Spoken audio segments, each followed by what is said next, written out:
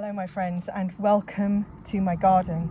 It's the beginning of August and we are absolutely parched here. I know we're not alone in the south of England.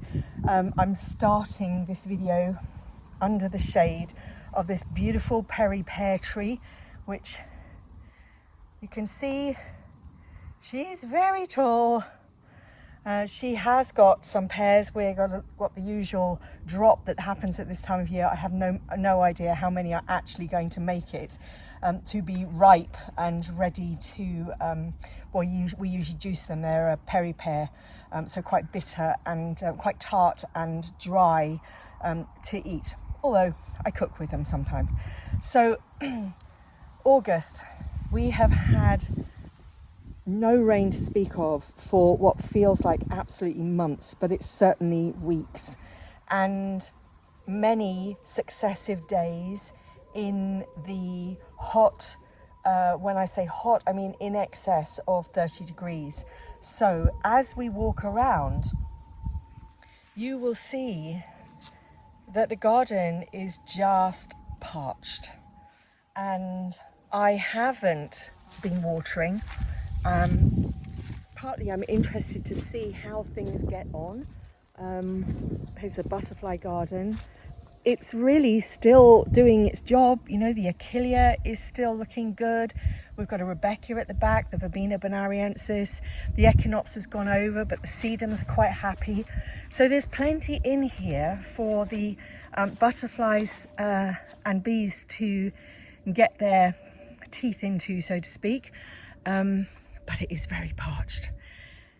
And then over here, this is the children's garden, and this has been wonderful with the lavender, which I keep thinking I ought to cut back, but there are still, as you can see, butterflies on it right now.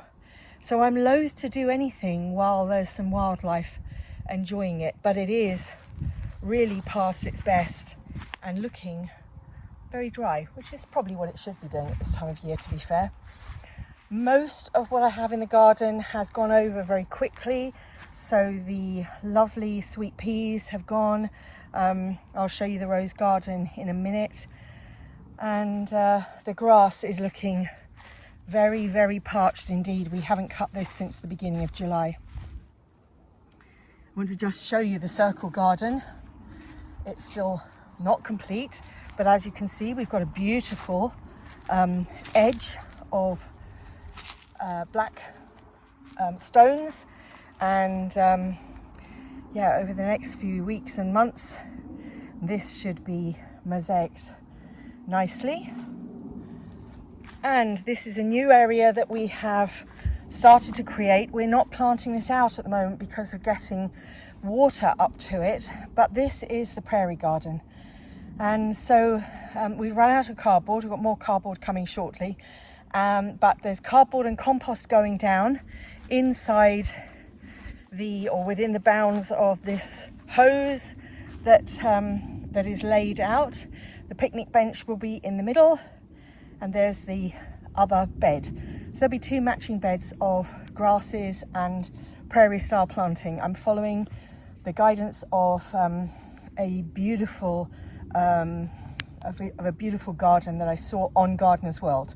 So watch this space. Next year I'm hoping for magic here.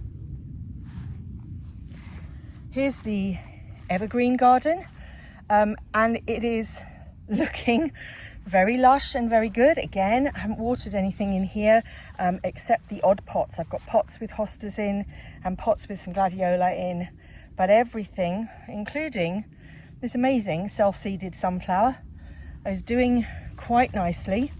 I'm not sure how these beautiful camellia are going to do in the winter when they're ready to flower, because they may have just been a bit dry to get what they need in order to do what they need to flower.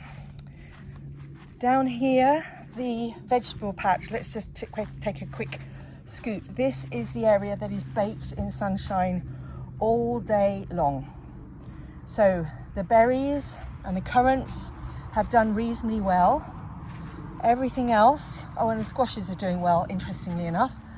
There's some autumn raspberries here, which are look like we're going to get a bit of a harvest from those.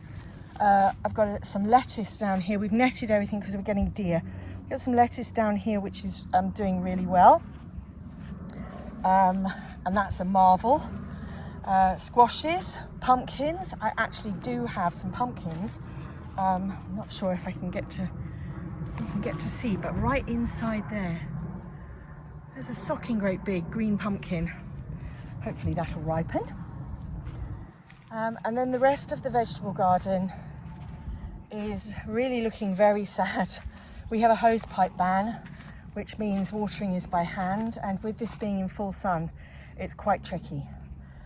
But the greenhouse persists, and that's looking great. We've had our first harvest of cucumbers, and the tomatoes are ripening. They're a little bit late, purely because they didn't go in until, well, they were about 6 weeks late going in because I lost my first lot of seedlings, as you may remember. But they're looking good, sad and droopy in the heat, but good. I have to take you up here. If you can bear to walk with me in this heat, there is a treat. I planted, this was supposed to be asparagus beds, and I planted squash in there to try and suppress the weeds. And I don't know if you can see what I have got. Can you see these? It's so difficult to see what I'm actually filming here. But I've got Tromboncino squash in here. And they are the funkiest looking things ever.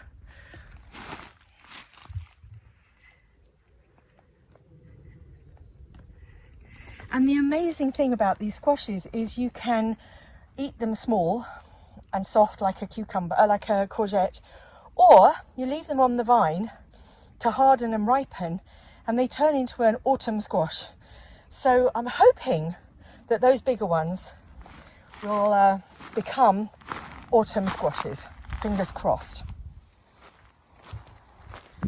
Now the pond. The pond is struggling a little bit. It's lost a lot of water, as you can see. And every time I get every evening I'm getting a bucket full and topping it up. But it is still absolutely teeming with life, and it has a lot of baby frogs in it. So I'm really hoping that this dry spell isn't going to cause it too much long-term damage. But we still have, you may be able to see there's a dragonfly there swooping around. There's still activity. The rest of this, well, I'm really trying not to do too much in the garden at the moment. I don't want to deadhead things. I don't want to force anything along because everything is a little bit stressed.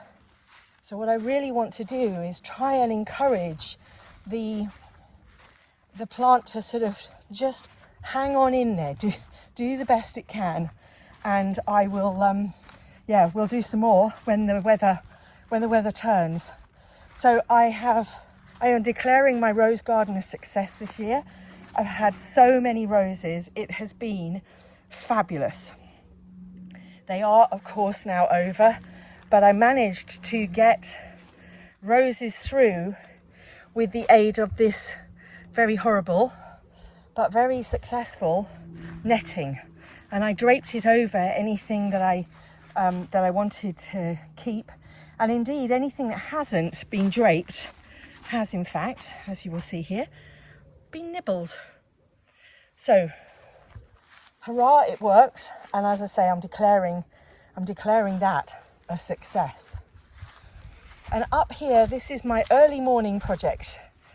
So here is the entrance to the circle garden through this beautiful rose arch. There will be roses eventually growing up it, and I'm creating some steps just here.